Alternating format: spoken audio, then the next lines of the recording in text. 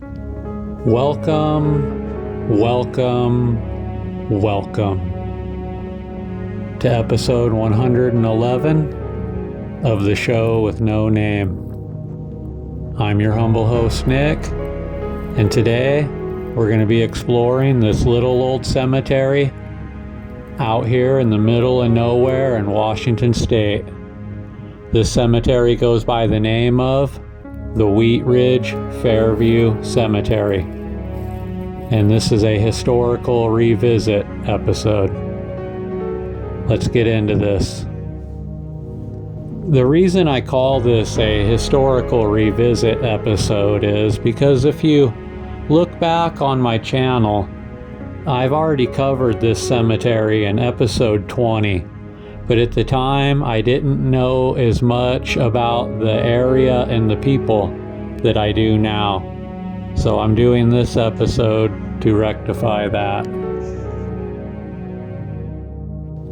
The thing that really struck me about this cemetery in particular that was kind of sad is this seems to be one of those what I would call passerby cemeteries, meaning that a lot of the people that were buried here, their family members moved on somewhere else, and they were just kind of left here in this cemetery. An example of what I'm talking about being like a young couple moves here and the wife passes away really young.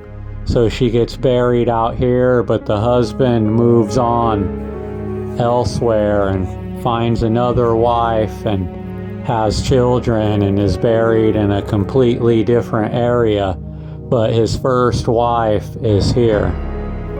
That's the kind of stuff that I'm talking about when I mean passerby cemeteries. I was actually pretty surprised by how many passerby cemeteries there are out here in this area, because people were constantly moving from place to place back in the late 1800s and early 1900s, and something just as simple as a fire or a drought or anything of the sort would cause entire communities to flee. This is a gravestone of one of the only couples that were buried here in this cemetery and that lived to be an old age. They were John and Mary Metcalf, and they immigrated to the area from Virginia. They both lived to be in their early 70s. This is the gravestone of Sarah Ann Wainwright. She passed away in 1888 at the age of 67 in memory of our beloved mother. Her husband would be buried many, many miles away out in a cemetery in Mississippi. Here are two mother and father gravestones here, and I do not know who they belong to. It's unknown at this time. I'm going to spend a few moments now talking about a woman whose name was Elizabeth Van Slyke, and this is a picture that I got of her obituary right here, and it reads, Mrs. Elizabeth Van Slyke was born in Canada on August 1st, 1864. And she died on May 13, 1899, at the age of 34 years, 9 months, and 12 days. She united with the Methodist Church of Canada in the 13th year and was elected organist for the congregation of which she was a member and occupied that position for 6 years. She was greatly loved by both the young and the old for her sweet, unassuming disposition. No one could be in her presence without feeling that they were in the presence of a holy and true woman. She was faithful and true to her church duties. Mrs. Van Slyke was brought up in one of those grand, old-fashioned Canadian homes, noted for their genuine piety and sterling Christian behavior. From my acquaintance with her as her pastor, I did not hesitate to speak of her in the highest terms of praise. The church has lost a faithful worker, her children a loving mother, and her husband a true helpmate indeed. She was married to W. D. Van Slyke in 1892 and has lived the life of a devoted and loving wife. Here is Lizzie's grave marker, right here.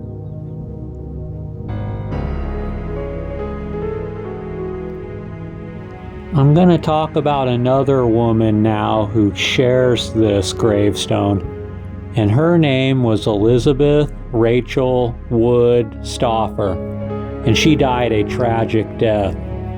She is buried next to her son, who died in infancy. His name was John. I have reason to believe that she died during childbirth at the young age of 35. Her husband Samuel would move on and pass away many years later, and he's buried in Canada. It's one of those really sad, tragic stories of a family lost. William and Margaret Stauffer are also buried here and share this headstone, although I don't know very much information about them other than that. They were one of the other lucky couples that made it out here to old age together. Thomas Giles passed away in 1895 at the age of 61. I have no further information on him and his life other than that. This is Rose Gallagher's gravestone, and she's buried with her little baby Vera. Rose passed away in 1905 at the tragic young age of 28. Baby Vera passed away sometime in the year 1900 at around 4 months old. Rose's husband would move on, and he died many years later and is buried in Spokane, Washington. This is the gravestone of a woman whose name was Annie Veronica Smith. She was the wife of Dan Smith, and she passed away in 1904 at the young age of 33. Her gravestone reads, "A wife devoted, as a mother affectionate, as a friend ever kind and true." Her husband Dan would continue on with life somewhere else, although I can't find any records of him at this time.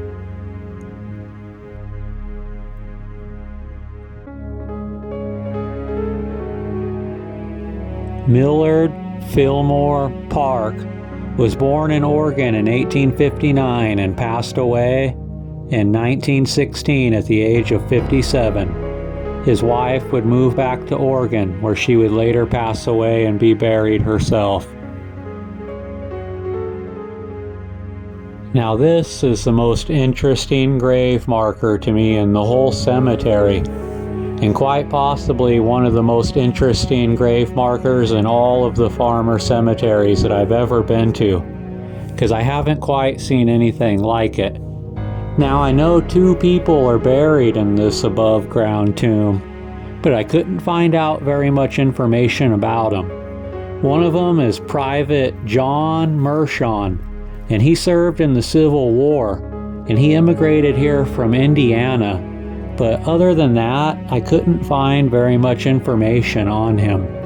The other person that's buried in here is a young man who passed away at just 28 years old, and his name was Lucius Dwinnell. And I couldn't find any information on him either.